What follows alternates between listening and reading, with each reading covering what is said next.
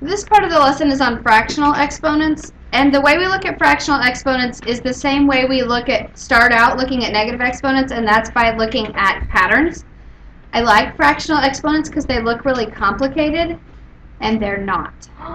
This is way easier than negative exponents. You just have to remember what they mean.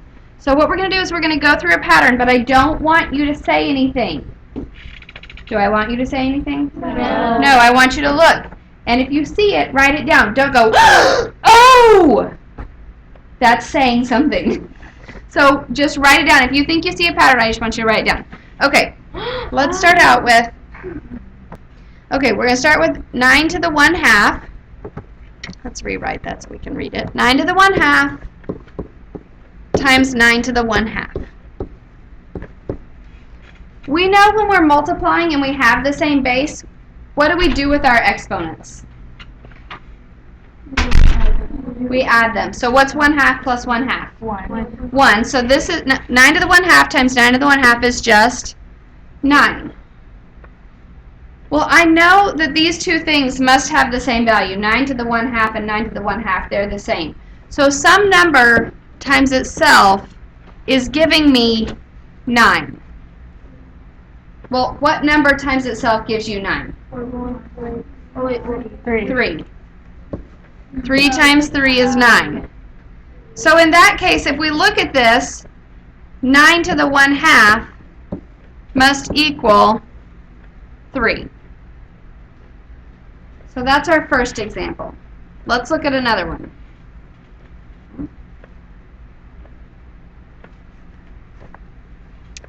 Um, 25 to the 1/2 times 25 to the 1/2. What does that give us? 25, because we add our exponents. So some number that is 25 to the 1/2, whatever that equals, times itself is giving me 25. Well, what number times itself gives you 25? 5. So 25 to the 1/2 equals 5. And we know 9 to the 1/2 equals 3. I want you to choose a number, like I chose 25 and I chose 9. I want you to choose a number and try and see if the pattern works with your number. Choose whatever number you like and see if it works. Okay, I'm going to call on some of you and I want you to tell me what number you used. Charlotte, what number did you use? I used 4. And so what did you get 4 to the 1/2 equals? 2. Okay.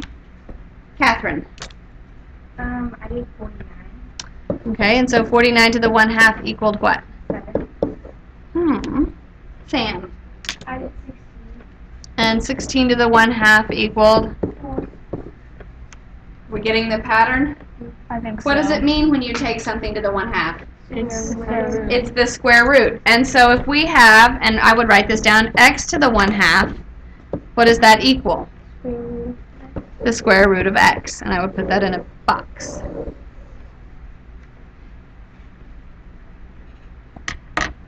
Now Kirsten asked, what if we didn't pick perfect squares? What if I picked 27? Well, I can say 27 to the 1/2 because I can say the square root of 27. Are there any perfect squares in 27? No. Yeah. There is. Yes. What perfect square is in 27?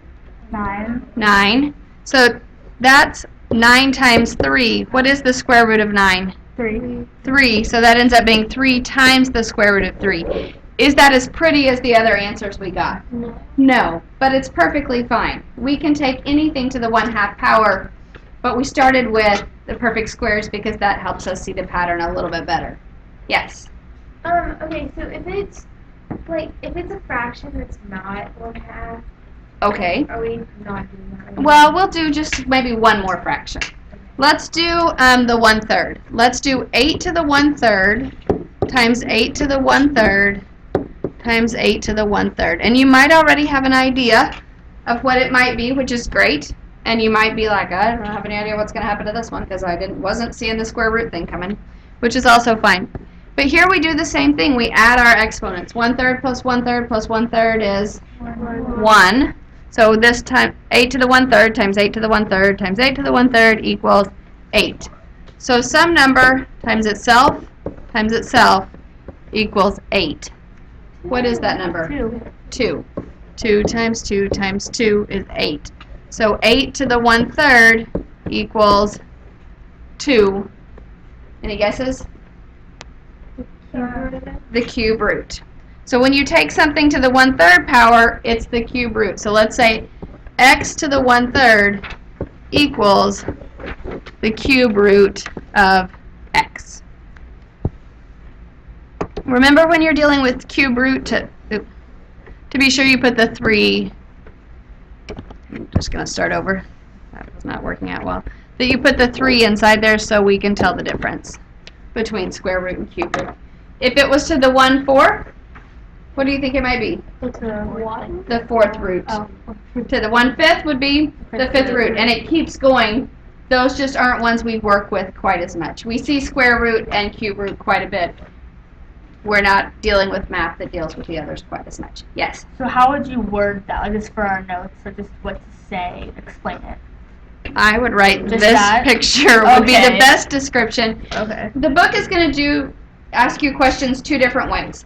They might give you a fractional exponent and ask you to write it without. They might give it to you in square root form and ask you to write it using fractional exponents.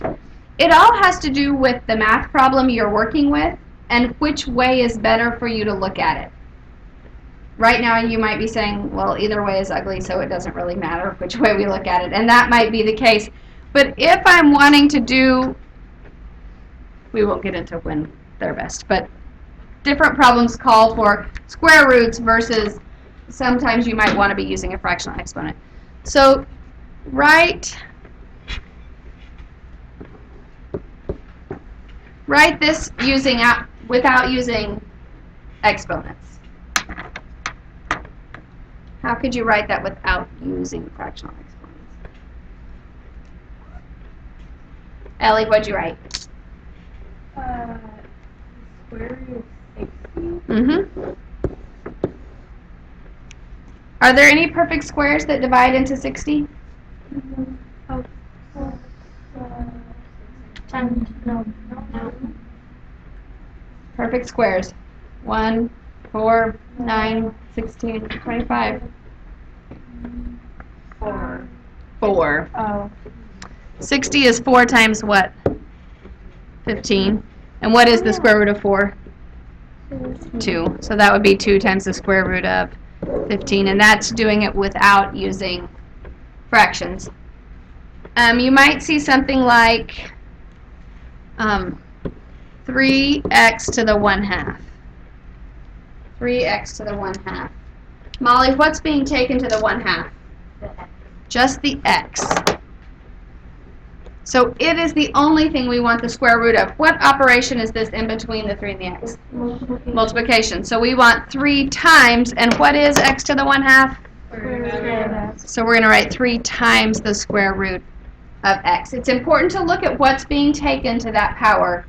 Is it the whole thing or just one variable or just one number? But the whole thing would be with parentheses, and then that's how you can tell? So, yes. So let's say we have the square root of 2x, and I want to write that using fractional exponents. Well, what am I taking the square root of? 2x. So that whole thing needs to be taken to the 1/2 power. And how do I show a whole group taken to a power? Parentheses. So I would write parentheses 2x. And what power is this? Or 1/2. 1/2, right.